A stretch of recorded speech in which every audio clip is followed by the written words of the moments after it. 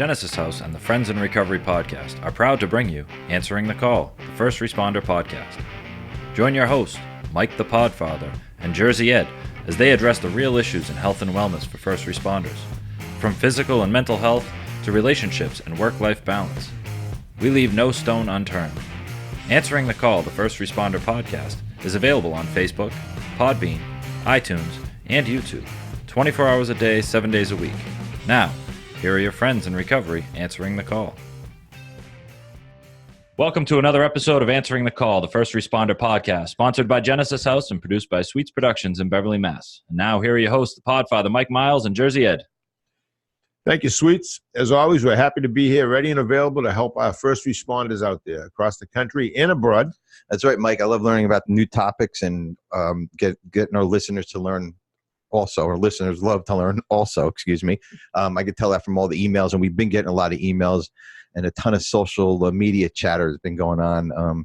You guys have been doing a good job out there getting our name, getting the answering the call out there. As far as the podcast goes on social media, we've been growing, and Sweets had some numbers for us, and we've been doing fantastic getting the word out. Is that correct, Sweets? That is correct. Yeah, we've actually had quite a bit of views on YouTube. So if you're watching this on YouTube, continue to do so and subscribe. We also have we've got some folks that are finally catching up to the iTunes, Spotify, iHeartRadio, and stuff like that. So Good. We'll be out there on all those platforms. Listen, the reason why we talk about this is because this gets the message out, and I think we have some good messages to talk about. Yeah, certainly. Many years ago, 33 years ago, when I first got sober, I remember as a young cop going away for treatment. I didn't even want people to know what I did for a living. I was really nervous and anxious about it. And it really was newsworthy. I mean, I was in the paper all the time just for going to get help, and it was kind of degrading. But here I am, 33 years later, retired, helped hundreds of police officers, firemen, correctional officers, EMS, people in general, families. And, to be part of this podcast, to be available to so many people, and getting all the email responses we're getting. We got some great letters. We got a nice email from a guy from Texas. What was his name? Do you recall? I'm going to read that on our other show. Yeah? Yeah, well, read that on our other show. Stay tuned to, we do have an addiction podcast also. You can find that out there. But yeah, that came from the other show. But I get great emails from a lot of cops all over the country, emails from firefighters, you name it. And it's just been wonderful. Everybody's been welcoming us out there and really kind of tuning into us. Tuning in. So how you been, Podfather? I've been great. I've really been great. I do. Don't I look good? You do. God I know. damn. It's amazing, huh? Osmosis hasn't set in yet. That's it. And how old are you? 97? 94. Look at this. 94. Okay, good. Yep. Good. You wouldn't know it. You wouldn't know. No, not at all. The Podfather gets out of the shower every morning. I used to have a big mirror, a full-length mirror, and I got rid of that right away because I was scaring myself. Well, I was at a conference a couple weeks ago, the Florian conference put on by Rosecrans, Dan DeGrace and Rosecrans over there did a wonderful, wonderful job. And a good friend of mine, Anthony Lancelotti from the Providence Firefighter Department. He's the EAP there. Right. I'm wearing their shirt. Yep. Anthony, there you go. You guys going steady now? We are. Me and Anthony are going steady. And he's a great guy. Hello, Joe, Anthony, and everybody who I met out there in San Antonio, Texas. So Anthony was one of the first guys to give me a patch, a department patch. Yes. And every week we ask if you guys can send me an email about department patch, and I'll give you an address where you can mail it to. Right. And so our first patch was from Anthony Lancelotti from the Providence Fire Department, and we're going to pin that up on the wall, and they're all going to go up here up on our little wall here. So yeah. So when you say Providence, now Providence, Rhode Island. Providence, Rhode Island. Yes. Nice little state south of us. Yeah. Yep. Beautiful. That's a great patch. I really like that. Yep. So thank you, Anthony, and the EAP down there. Couple things, Mike. I've been an avid podcast listener. Okay, especially since we started in Sweet Studio. You gave me a lot to think about What a podcasting. lovely studio it is. Yes, it is.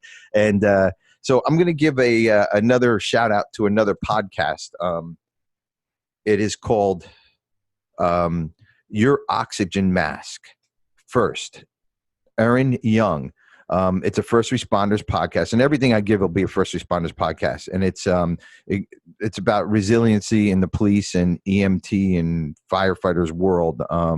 It's a really good podcast. It's something to look at. It's called Your Oxygen Mask First, Erin Yeung. It's a really good podcast. I highly recommend. I've been listening to it a lot. And also our guest, who we're going to have on a little bit too, he has a really good podcast. I've been listening a lot to him too. So we'll bring him on in a minute. But well, that makes a lot of sense. Your oxygen mask first. As a young cop, I'd been to some horrific fires. The city of Lowell was an industrial city, huge mill buildings, huge smokestacks. And when these buildings went up in flames between the 70s and in 2000, there was probably 4 major fires. I'd see these firefighters going into these abandoned buildings with ladders being blown. I saw a firefighter get blown off a ladder that was jetted across the canal. And when the hose came on, the power of the hose knocked him off the ladder into the canal, and he's got about 90 pounds of gear on him too. Okay. Yeah, and his last name was McQuaid. He became a captain. I think he's retired now, a deputy chief actually, I think. But going to these fires and watching these guys at work, as a cop, you usually do traffic, you monitor, but sometimes you're the first person on the scene of a fire. And when you get to these horrific fires, and these guys are going in with equipment to save lives, or to see if anybody's in. A lot of these buildings were occupied by homeless people as well. Yeah. I'm guessing there's a lot of that too, and our next guest will definitely be able to tell us a whole bunch of stories about that. Sure. But a couple things that I want to bring up too. One other thing. I heard this. I'm not sure if it was on a podcast.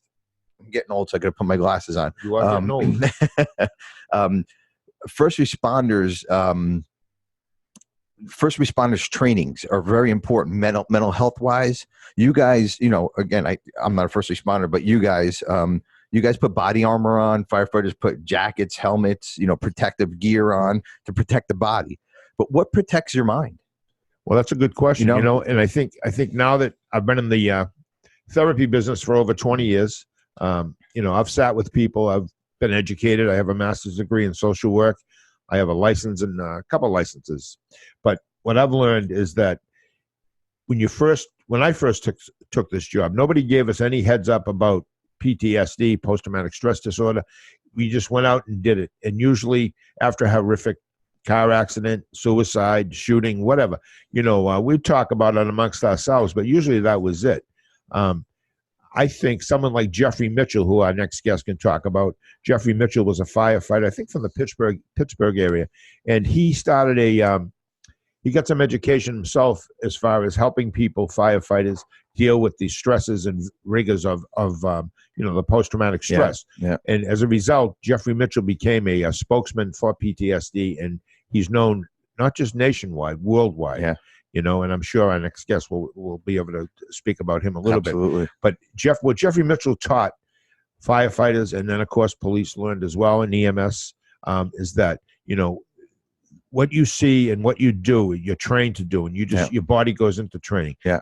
But as a result, nowadays, people in the academies, they're taught about what can happen as a result of some of these post-traumatic stress. Yeah, and that's and you have to protect your mind, your well-being, your health, your everything, and that's what this show is about, is helping you guys put that gear on, not just your protective gear when you're out there. You had a gun all those years, firefighters, whatever they have out there, but there was never nothing to protect your mind out there. And more, a friend of mine on the way in this morning to the studio, we had a good conversation about how recovery has changed. I mean, Sweet, you can probably attest to this, how recovery has changed, how treatment has changed as far as, helping people out in treatment. 5 years ago, everybody knows I'm in recovery, or I'm 25 years, thank God.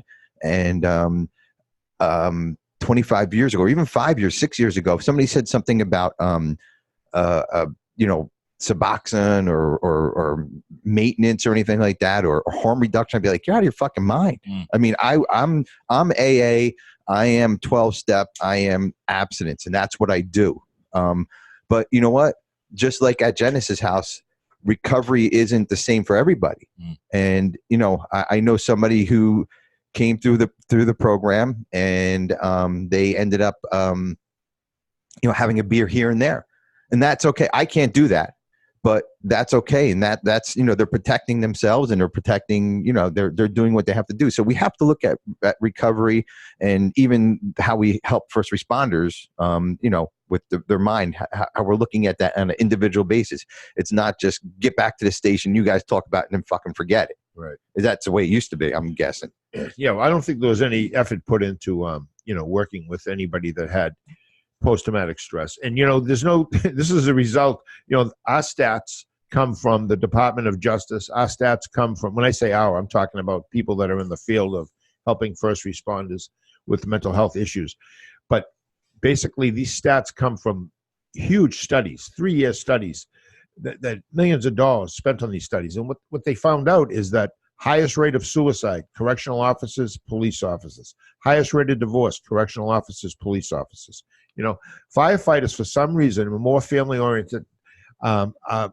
Maybe because they have gyms in their firehouses. Maybe because they work together as a family. They eat together.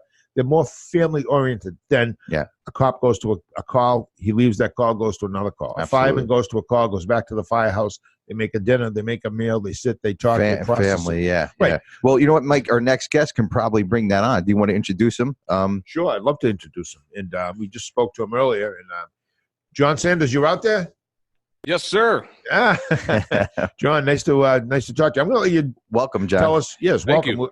I'm going to let you tell us and the listeners all about yourself. I have a bio here, but I'd much rather hear it from you, Jon. So, yeah, well, tell us. guys, I appreciate the opportunity to come on and visit with you a little bit. I'm a firefighter in the city of Sioux Falls, South Dakota. That's almost up near Canada, for those that don't know where South Dakota is at. I'm also a full-time pastor, and so I have a huge heart for people and really a special place in my heart for first responders. I host a podcast called the Fire Inside Podcast, where we talk about a lot of the very issues you guys have been chatting about, you know, mental health and resiliency in the first responder community, because what we're seeing is, and this is true, I believe, in law enforcement as well, but in the firefighting community, we lose more firefighters every single year to suicide than line of duty deaths. As dangerous as the job is, we've made great advancements protecting ourselves physically from fire and from some of those dangers. But yeah, mentally, we've not done nearly enough to train our members to take care of their mental, emotional, and spiritual well-being. So that's kind of where I feel like I have this perfect intersection of my two passions in ministry and the first responder community. So, wow, certainly that's quite a combination. Jon, when I spoke about Jeffrey Mitchell earlier, I kind of watch your eyes light up a little bit. I'm sure you're familiar with the Jeffrey Mitchell model. You know, you're going to have to fill me in a little. I honestly don't know that. My eyes light up all the time, so don't read too much into that. No, Jeffrey Mitchell was a firefighter, Pittsburgh, PA, I believe. And basically, he went back to school and got an education in mental health. And this is probably back in the late 70s, mid-70s. And he started speaking to different fire departments about just what you just said, the suicide rate, the depression, and of course, you know, the mental health part of the residual effects after going to a horrific fire. You see stuff that most people will never see, you know? Yeah. But so Jeffrey Mitchell, basically, when you have a chance, just Google him. And I think you'd really, really appreciate what he's done for your profession. And as a result of that, parity with police and fire seems to be we work hand in hand. And so as a result of what he taught firefighters to do as far as helping each other, like I'll give you an example, CISM, you know, critical stress intervention. Basically, I'm working with you, and you're a happy-go-lucky guy, and all of a sudden we're at a bad fire or something bad happens, someone dies, and I see that your behavior starts to change. So I come to you and say, hey, look, just, you know, friend to friend, fireman to fireman, you know, I think you might need to speak to somebody. So Mitchell kind of got the ball rolling on that. Yeah. Okay. Yeah. Good. And real quick, I want to ask you, Jon, about peer support. I was listening to one of your podcasts. I listen to a ton of your podcasts. You do a great job.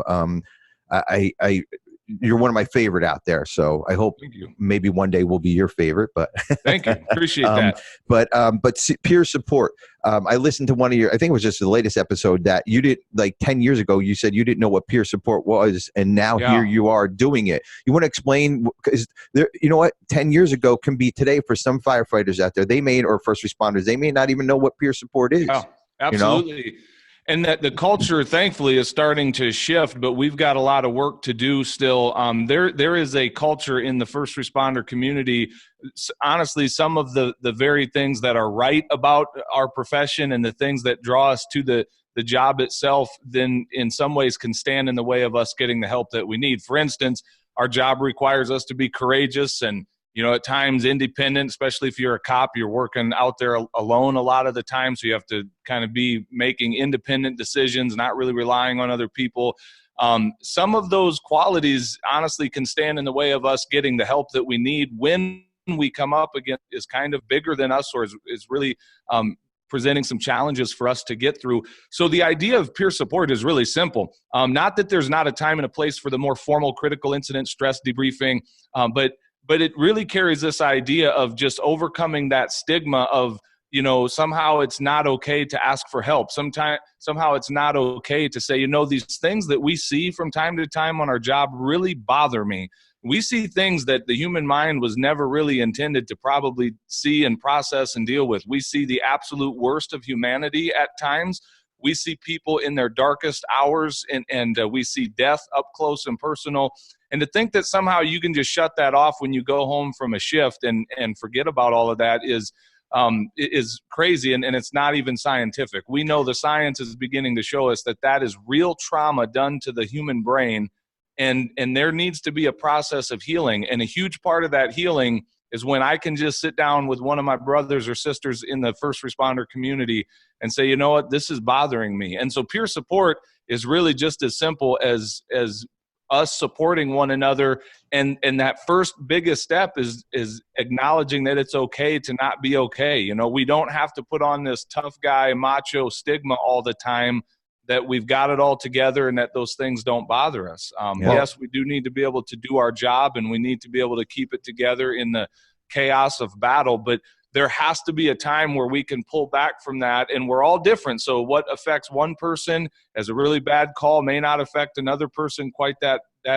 same way, but we all need that safe place where we can come back as a crew, as individuals, and sit down and say, I just need to talk about some things that are not right in my life, or that I'm not, you know, processing well with that call that we saw. And here's the other thing. It might not even be just one call. Oftentimes it's an accumulative effect over a long career. It's not just one major thing. It's the day in and day out grind of just constantly seeing, you know, trauma and death and tragedy. We're pretty resilient people by nature. I mean, but eventually that becomes really heavy, and we need the ability to kind of share that burden with some other people who understand what we're going through. So yeah, peer support, kind of a new buzz term, but it's good because it's showing that the culture is beginning to change.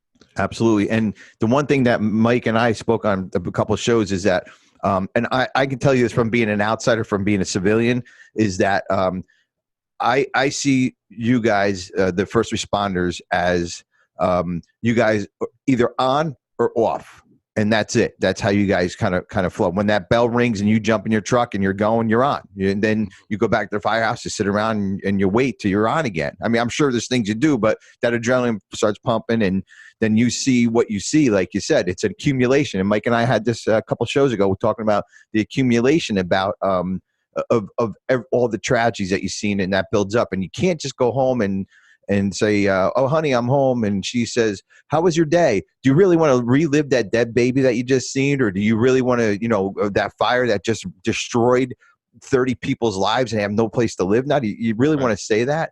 And I think, Mike, what you said about the firefighters, I think you guys have an advantage because you get to go back to the firehouse and process all that over a dinner, over a lunch, or over, you know, just sitting around and talking about it. I think that's where you guys get more family values from. Correct me if I'm wrong. Yeah, I would agree with that. Also, we probably should just put this out there for the record. Do you know why God created firefighters? Nope. So cops could have heroes too. We just need that to be out there for the record. So, I like that. That's true. There's definitely truth to that. In all seriousness, like the fire service is very much a team sport. Like we don't do the individual thing. Law enforcement's a little bit different nature. These guys are out there working on their own, making decisions on their own. And yeah, they clear a call and go right back to their squad car by themselves in many cases. Whereas in the fire service, we do have the luxury of our kitchen table where we come back, we're able to have a meal together, have a cup of coffee. But I will say this, though, that's really only a luxury for about 30% of the fire service because, about 70% of the fire service in the United States is volunteer. And so in that sense, those guys come back from a call, go right back to their job, right back to their families. So, and even in that family environment of the fire station, for whatever reason, we still are seeing our men and women taking that trauma and suffering in silence with it, even when they do have that option of the kitchen table to discuss things. And again, it's probably that stigma that keeps us silent to say, well, everyone else seems to be doing fine. So, and then we turn to some really unhealthy ways of processing that. We isolate, we turn to substance abuse, a food addiction, pornography, whatever. We start filling our life with some really unhealthy, addictive things. And before long, we're kind of spiraling out of control. So you're right. You're right on the money. I was just going to say, and I'm glad you mentioned it a couple times. You've said it 3 times, actually, men and women. I'm of the era when I first came on 1979 as a police officer. There was one female police officer in the city of Lowell. There are a multitude now. Firemen. I saw the first female firefighter in Lowell. A good friend of mine, actually, a young girl, wonderful girl, become a firefighter. And I think their stresses. Most of us are type A personality, meaning we like excitement. We like the fire. We like the fights and just all the excitement that goes with being a first responder, all the craziness, I guess. But also now that women are involved and more so than they ever have been, and it's going in that direction where brother and sister officers, brother and sister firefighters. I was really glad to hear you mention that. I had a friend of mine who committed suicide. He hung himself in the hose tower. You know what a hose tower is, I'm sure. Yep. And basically, he was a client of mine. He'd come to see me on a Tuesday, and he hung himself on a Saturday. It was horrific. I knew this kid since he was a young boy, before he was even a firefighter. Him and his brother both became firefighters in the city, and his brother just retired 2 years ago. But it was so sad, because he had a family. They had a little bit of domestic problem going on. Child and Family Services were involved, and this was really eating at him. And he left my office on a Tuesday, and he's a big guy, and he hugged me, and he said, I'm doing great. I've been sober 30-something days. My life is really getting better. And then I got a call Saturday that he hung himself. That's tough. Hey, real quick, guys, we're going to take a break here, and we'll be back in a couple minutes, and we'll get the rest of the story on Mike. And John, we're going to probe your podcast and your ministry and a little bit on the second half of the show. Thanks, guys. We'll be back. Since 1992, Genesis House has been helping real people heal from addiction on their private recovery campus in beautiful Palm Beach County, Florida. Their family-owned program is accredited by the Joint Commission and offers detox and dual diagnosis treatment in a comfortable and confidential setting. The First Responder Recovery Program at Genesis House is led by a doctorate-level therapist with direct professional experience as a first responder himself. Treatment modalities focus on psychiatric care, relapse prevention, stress management, and trauma-informed care for PTSD. Learn why their individualized approach makes a difference for first responders. Call Genesis House today at 1-800-737-0933 to speak with someone who understands. Visit them on the web at www.genesishouse.net. It's time to start your journey to a long and successful recovery. Hey, welcome back, Friends in Recovery podcast, Answering the Call. And we were speaking to our guest, a very astute guest, Jon Sanders from Sioux Falls, South Dakota. Is that even a real city, Sioux Falls? I've heard of it. I kid you not, it was voted like the #1 place to live on one of those scientific studies that they just did here recently. Cool. Good. Well, it's good to hear. Hey, Jam, real quick, we always ask our guests and our listeners to send us a patch, a department patch. I don't know if you can. It'd be great if you could. We'll hang it up and just thank you for it when, if you want to send it out. I absolutely can. I'll send you one from Sioux Falls, and I will also send you, I heard you talking about that earlier. I've got a little patch a challenge coin from the Illinois Firefighter Peer Support Team that even though I live in South Dakota, I have some involvement with the Illinois Firefighter Peer Support Team. These guys are doing phenomenal things in the world of peer support.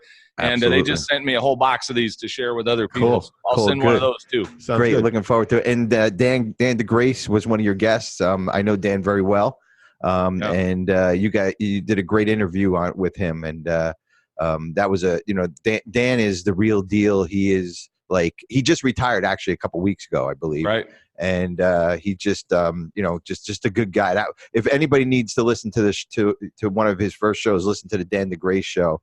So on that, Mike, did you have a question or? No, I just wanted to hear about Jon's education with Definity, and he's a pastor as well. Yep. I mean, we heard all about the the marvelous work he does as a firefighter. But tell us about your ministry. Background. Yeah, so kind of how I got into pastoral ministry, I can tell you I did not seek it or sign up for it voluntarily. I grew up in the ministry. My dad was a pastor, and I liked it, but I said I wasn't going down that road for myself. I was supposed to play professional football for the Minnesota Vikings. All right. My team, yeah. They never got the memo. They never called me. They probably should. But anyway, so that career path didn't quite pan out. So when I was in high school, I thought, I'm going to be a firefighter. That really grabbed a hold of my attention. And I was able to get hired as a career firefighter with the city of Peoria, Illinois. And at the age of 21, I started that. Thought I would do, 30 years, retire with a full government pension at 51. And then the way I tell the story is God messed up my plans. He totally screwed up my plans. And so he really began to call me into pastoral ministry. I ran from that. I knew it was what I was supposed to be doing. So long story short, I finally just said, okay, I'm not going to spend the rest of my life running from this calling. God, if you want me to preach, I think you're making a huge mistake, but I'll go, whatever that looks like. And it's a long story worth probably several cups of coffee and a few cigars, how we ended up moving from Illinois out to this little town in South Dakota. But we moved out here about 16 years ago and planted a church. The church has grown. We're a non-denominational church. We've grown into multiple campuses in South Dakota, Illinois, and Jamaica, the country. Wow. And then a few years ago, I saw an opportunity open up in Sioux Falls to get back into the paid career fire service, once again as a full-time firefighter. So about 5 years ago, I began that journey now as an old guy back into the fire service. So the guys I started the fire service with, years ago, back in the year 2000, almost 20 years ago now, these guys are retiring. They're battalion chiefs, they're captains, and I'm cleaning toilets again in Sioux Falls, South Dakota. I'm a new guy, but that's okay.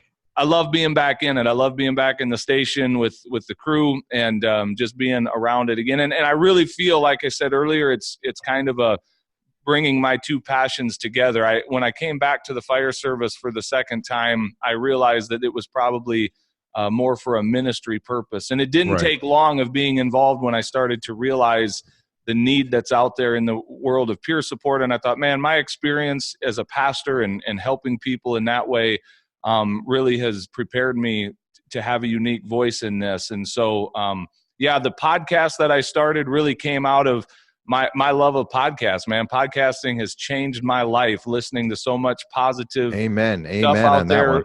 Yeah, and so like that, I always tell people that's my love language. And so when I started hearing about the need in the fire service, I thought, well, let's start a podcast.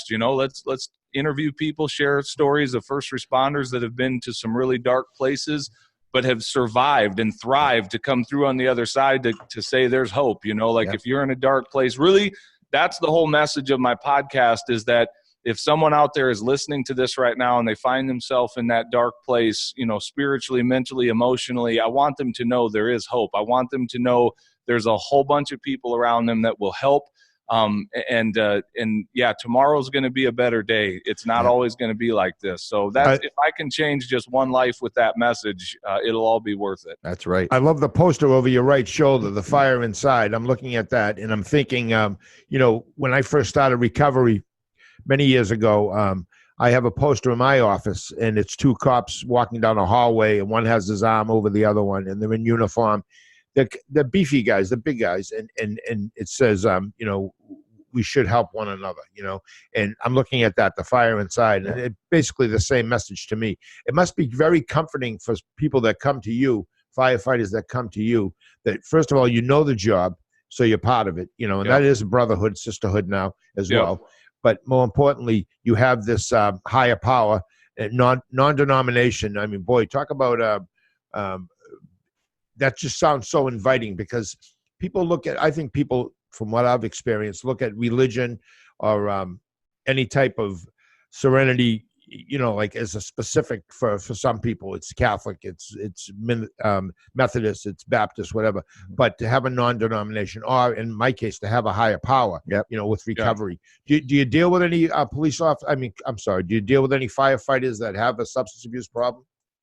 Well, yeah, I mean, not directly. I don't claim to be like a licensed professional, so I'll put my cards on the table with that. But certainly over the years, both in my pastoral role and even in a fire service, just coming alongside of my brothers that might be struggling and being able to speak into their life and give them some encouragement, I've definitely encountered that. And to the faith element, I agree that my job isn't to push my personal beliefs down your throat. I can make a strong case for faith in general, like regardless of what your higher power is. There's a lot of scientific evidence that points to the fact that it helps to have faith in something bigger, stronger outside of myself. Now, for me, I know what my faith is, and I can talk all day about that. I can even preach a sermon and pass the offering plate if you want, but that's not really my ultimate goal in my podcast. So like I always tell people, if you have questions about my faith personally, I'm more than happy to talk about it. But that's not really primary to what I'm doing. I just want to offer hope to people. And again, I believe I have a source of hope in my faith. My faith is deeply meaningful to me. But my story doesn't have to be your story. Exactly. So, exactly. Jon, I want you, of course, you're on here. I want you to plug your Fire Inside podcast. Tell us a little bit. I mean, I know you've been telling us a little bit, but just give us specifically the quick overview of the podcast. Because I really do encourage any first responder, listen to this podcast. It's a great podcast that he put together. Yeah. Well, essentially what I'm always looking for content, and who I'm looking to get that content from is either stories, like I mentioned earlier, of people that have been into that kind of that dark place, and they're now at a place of strength where they can share their story and offer hope and encouragement to others. Some of the guests I have are guys like Dan DeGrise, although I would put him in both categories. He's been to that dark place, right? But now he's kind of more into that. He's one of those professionals in the field that we can turn to for a lot of answers and more of the technical stuff. So certainly sometimes I'll bring on those mental health professionals, whatever that may look like. And then from time to time, you just get to hear my voice, where I just share different random thoughts about things. One time a while back, probably one of the things that got a lot of play was I did a little mini series on marriage, because again, we don't think about marriage being that big of a deal when it comes to the first responder community. And yet, like you mentioned earlier, Mike, like we divorce at a much higher rate than our civilian counterparts. And so how often is marriage playing a huge role into our mental lack of mental health, our struggle? Because when things aren't right on the home front, we're struggling at work as well. And so I did a whole series on marriage. And again, that one did get a little preachy, and I put a little disclaimer right up front. Like, I'm going to just share this like I would if I was preaching from the pulpit on a Sunday morning. Yep.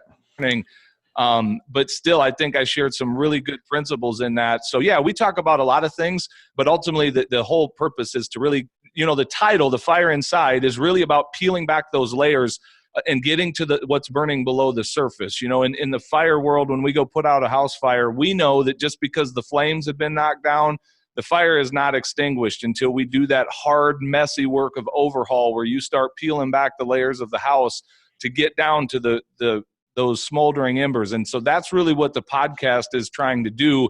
Have a conversation about those things that are below the surface that in many cases we'd like to just say, well, there's no smoke.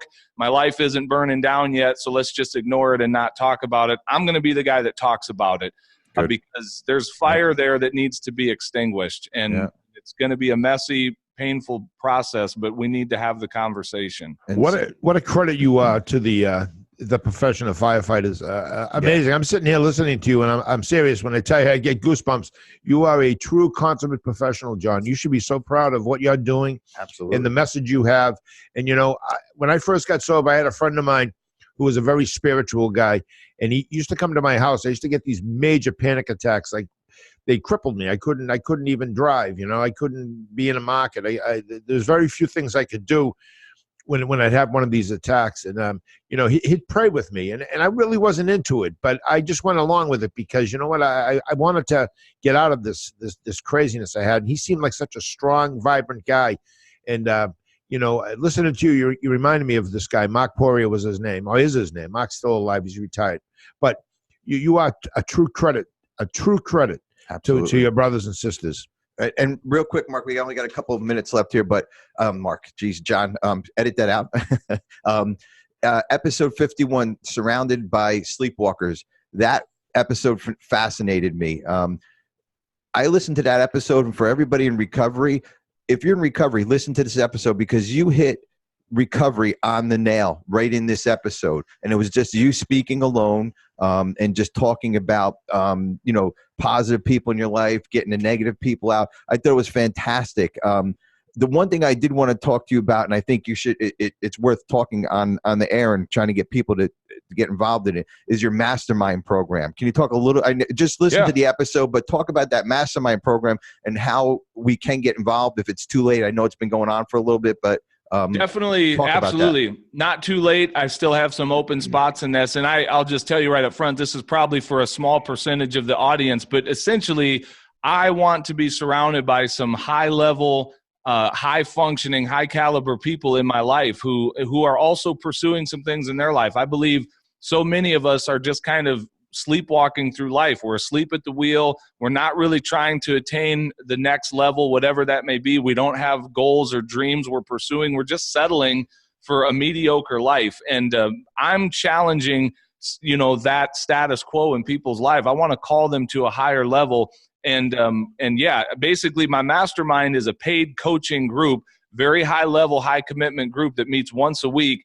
And I'm limiting it to only 12 people. And so it's going to run for a year. And when that year's done, we'll keep going with whoever wants to kind of keep cycling through that. But it's really an opportunity for me to invest heavily into the lives of 12 people. And again, that may sound really kind and generous of me, but there's an ulterior motive. I want those 12 people to be investing heavily into my life as well. And together we're taking it to the next level. So we've got people in our group that are doing entrepreneurial things. We've got people that are pursuing better health and fitness type goals, you know, people that are wanting to become podcasters, authors, that kind of a thing, like surrounding myself with people that are just getting after it, whatever the goals or dreams may be in their life. So yeah, if anyone's interested, I would love to have a conversation with you offline about that and see if we'd be a good fit to work together in that kind of a relationship. And how can they get a hold of you to do that?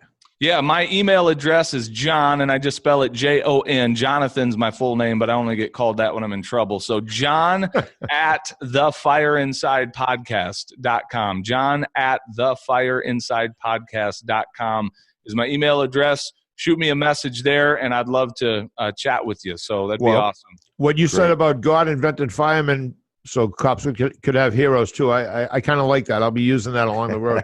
That's a good one. I'll put it a little different. And one more thing, you will. And one thing for you, Jon, is I know the Vikings. I think Minnesota still has a team. I'm not sure. Yes, we do. But you know, Fran Tarkenton's long gone. Michael Page long gone. So you can be a Patriots fan if you'd like, because we've had 20 years of success. And Ed's from New York, so you don't even want to look at those two I'm a teams. Vikings fan, man. I'm a Vikings fan. But I will send you anything, any Patriots memorabilia, if you want to wear a hat or you want to wear a scarf or something. Or if you want to burn it, you can burn it. Because we have a winning streak of about 20 years. So I know it's disgusting, and we'd all like to share the spotlight with someone else if you don't mind. So we'll win one year, John. Thank you very much for being a guest. We really appreciate it, and we'll definitely pick this up again sometime in the near future. And like I said, if you're up in the Massachusetts, Boston area, please let us know. And we would love to have you run a podcast for us because you're the professional. Certainly. That'd be awesome. God bless Thanks, and keep John. you, John. Thanks, You're a true credit to your profession. Absolutely. What a pleasure. Thank you, guys. Thanks. Thank you. Wow, that was great, Mike. What a great guest, huh? I feel like I've been spiritually lifted. Ed. I know. I'm ready Sitting next to you, it really brings me down sometimes. I got to tell you. Gee, thanks. It's like the devil on my right Good shoulder. Lord. Yeah. No, what a great guest. And I really encourage everybody to listen to his podcast. And it's for everybody: people in recovery, not in recovery, first responders, not first responders. I'm not a first responder, and I get a lot out of his podcast. You say a lot, like when we talk to police or firemen, you almost like being apologetic for not. But you probably know more about what they go through than most of them know. So give yourself a little credit. I know. But I'm not out there fighting like you guys fight. But we had fighting another way though. Yeah, you're right. You're right. That's true. I know I've called you on all hours of the day to get people into treatment, and you're one guy I can honestly say I really rely on. You Thanks, drop Mike. Everything for everybody, and that's a very unique quality to have. I got to tell you. Yeah. And and John sounds like he's just everything that he spoke about, from the ministry to his podcast to helping people. Let me tell you, he knows. I really encourage everybody to listen to the Dan DeGrace episode also, because Dan is a pioneer in this field, especially for peer support. Dan kind of gets out there, and hopefully we'll have Dan on the show one day too.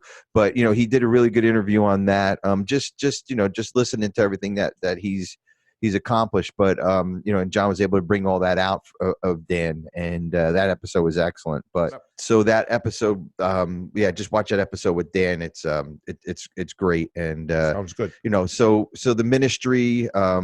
Just trying to wrap up everything. I'm just trying to get in my head, because I want to keep all the information in my head, what he just said. And what's good about this podcast, I can turn it on and listen to it anytime. That's right. What's wonderful about podcasts. Right. And Mike, we've been blessed to do podcasts. The information that we have, me being your sidekick on this show, and us, being sidekicks on each other's show, and now Sweets here in the studio bringing even more into this. I mean, what did you get out of that? Were you fascinated about that? About everything with John? I was, yeah. I really enjoyed the statement about the police having a hero. I thought that was great. That was good. Yeah. But you brought up a good point right in the beginning, was the the fact that the firemen do have that family element. Something that we've talked about, or you've talked about in previous episodes, of wanting the police department or the police officers to feel like they have that same connection, the community. They can come back and talk. It's okay to not be okay. And, that those firemen have the opportunity to come back and kind of debrief with each other. I lost 40 pounds after I retired from the police department. And the reason I lost 40 pounds is because the junk food I ate, the food I stuffed down my throat just to eat, because we'd be eating between, we didn't get a lunch hour. So we'd be eating in the cruiser, we'd be running into these sub shops, running out the door with a sandwich under your arm, or a pizza, or a quick meal, and you'd just be stuffing it. And my own children have said to me, Dad, slow down. Yeah. You eat so fast. And I'm kind of embarrassed, because I can only imagine some of the events I went to, at a wedding or something, and people must have sat at the table going, holy shit, look at this guy eat. Well, I like the point what John did make about the firefighters, and they get to go to these calls, and they get to go back and process it all. You got to go back to your squad car. I don't know if you were blessed to have a partner, but most of you guys don't. So you go back and sit in your squad car and say, holy shit, I just seen all this, and now I got to talk to the radio, or I got to look at my computer, or I got to go pull somebody over now. You didn't have time to process it. You know what I mean? Where I think that's great for the firefighters to get it together and really sit down and talk about what they process. Right. When I think of 9/11, and I just think of there was a firefighter that actually ran from his fire. He was off duty. He ran from his fire station through the tunnel, the Holland Tunnel, to get to the two buildings that had been hit by planes. Now think of that. off duty with his gear. He's got like 80 pounds of gear, and he's running, and he ends up dying. His brother started a fund, and it's called Tunnels to Towers, and he's on Fox News. But all the that's time. the run, right? Is it right, a run? That's a run and everything else. But now just think of the the commitment this kid had running from his firehouse through the Holland Tunnel to the fire. Jesus, I don't even want to drive through the Holland Tunnel, let alone run and then die. Yeah, exactly. Right. Well, you guys, again, you give me the praise and everything, but I've never been there, and I'll be honest with you, Mike, I couldn't do that. I just couldn't do what you guys do, and I know I get to help you guys on another form of recovery and everything out there, but what you guys do to run into danger, to when you leave your house in the morning, you don't know if you're coming back. Me, I'm pretty much sure, unless I get into an accident or I die of a heart attack, that's the only way I know I'm going to be gone. But you strap on your belt, John puts on his gear, and you guys go out there saying, well, this might be it. And you guys don't think fucking twice of it. You don't. You really don't. And that just impresses the shit out of me that you can do that. It really does. Well, it's good to hear that, because there's a lot of people out here listening to our podcast that do this job every day, and they probably don't think twice about it. Nope, I bet you they don't. So, well, Ed, this was a great podcast. Great podcast. You couldn't have got a better. I don't think we could have got a better guest than Jon Sanders. No, honestly, he was excellent. Listen to his podcast, The Fire Inside. Right. And Sweets, thanks for everything. Sweets, I hope you can.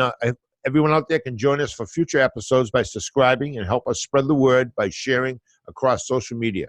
And a special thank you to Genesis House, of course. We didn't mention them earlier, for making this possible, along with our producer, Sweets, and Sweets Podcast Studio here in lovely Beverly, Massachusetts, for recording and broadcasting this podcast. That's right. And if you have any questions, you want to be a guest on the show, just like John was, or if you want to submit a question or a topic for discussion, please visit our Facebook page, Answering the Call, the First Responders Podcast, or send us an email at help@Friends and Recovery Podcast.